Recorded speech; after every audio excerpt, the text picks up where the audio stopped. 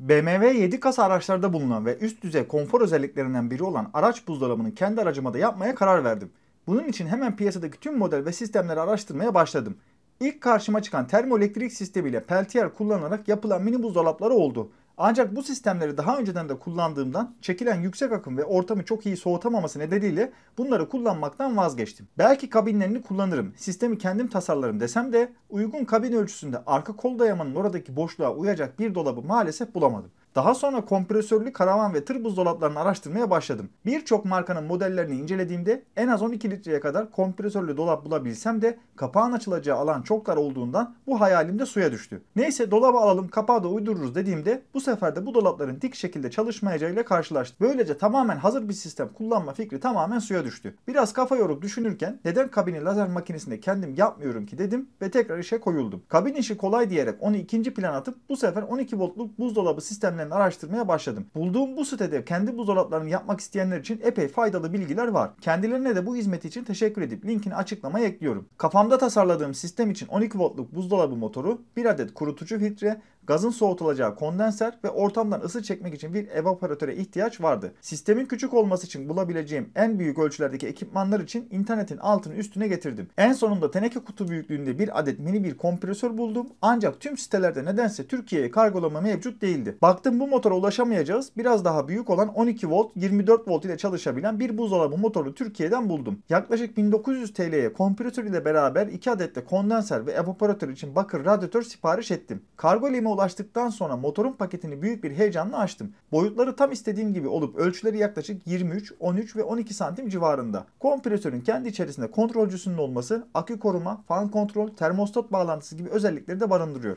Bu parçanın da gerekli teknik dokümanını açıklamaya ekliyorum. Yalnız kondenserlerin paketini açınca epey büyük olduğunu gördüm. Soğutacağım hacim maksimum 12 litre civarı ve bu parçalarda sistemin boyutlarını artıracağından dolayı iade edip alternatif soğutucular aramaya devam ettim. Daha sonra su soğutmalı bilgisayarların radyatörleri aklıma geldi ve acaba olur mu, çalışır mı veya basınca dayanabilir mi diyerek denemek için 2 adet boru nipeli bağlanabilen CPU soğutucu radyatörü sipariş verdim. Bunlarla beraber kabin için yüksek performanslı bir adet 150 GFM ve kondenser için de bir adet 50 GFM 12 santimlik kasa fanı sipariş ettim. İlk başta sistemi basit bir devre üzerine deneyebilmek için ve daha ergonomik olması adına pneumatik bağlantı elemanlarını alarak bunları kompresör ve radyatör üzerine takmaya karar verdim. Eğer test aşamasında hortumlar patlamaz veya nipellerden kaçak olmazsa montaj kolaylığı açısından sistemi bu şekilde de kurabilirim. Tabii ki bunu zaman gösterecek. Kondenser üzerine 8 mm hortum bağlanabilecek nipelleri taktıktan sonra evaporatör üzerine de bir adet hortum nipeli ve bir adet de kılcal boru için nipel taktım. Eğer bu radyatörler sorunsuz çalışırsa hem nipeller hem de fanların montajıyla sistem daha şık ve kolay kurulabilir bir hal alacak gibi duruyor. Tüm parçaları alıp doğruca bir buzdolabı tamircisine giderek kaynatılması gereken yerleri kaynattırıp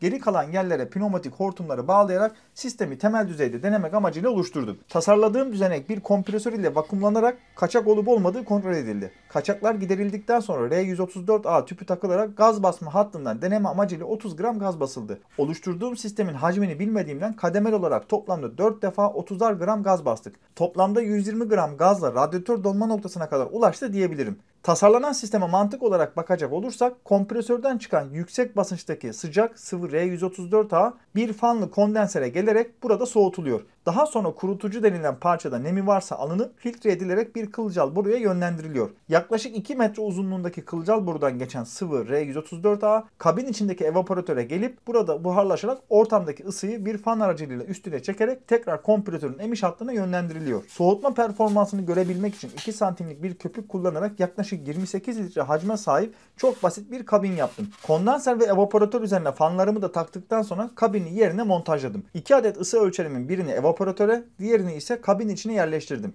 Yaklaşık 4 dakika sonra sıcaklık değerleri kabin içinde 0-3 derece arasındayken evaporatörde ise -10 derecelere kadar ara ara düşebiliyor. Soğutma performansı süreç boyunca böyle devam ederse gerçekten tatmin edici. Yapmış olduğum bu soğutma düzeninde kalıcı kabin tasarımını yapmadan önce hataları ve sorunları görmek için yaklaşık 1-2 ay test edip gaz kaçağı kontrolü, soğutma performansı gibi birçok kriterleri değerlendireceğim. Zaten deneyin ikinci gününde kondenserin petekleri epey bir şişti ve patlama derecesine geldi. Gördüğünüz gibi birçok noktasından balon gibi şişmiş durumda. Bu da demek oluyor ki CPU radyatörlerini kondenser olarak bu sistemde kullanamayacağız. Testler devam ederken ben de AliExpress'ten birer adet bakır borulu kondenser ve evaporatör alarak ilk sorunu çözmeyi hedefledim. Siparişlerim gelirken ben de testi yapıp sorunları çözdükten sonra ikinci bölümde sizlere kabinin bitmiş hali ve araca montajını iki ayrı video halinde göstereceğim.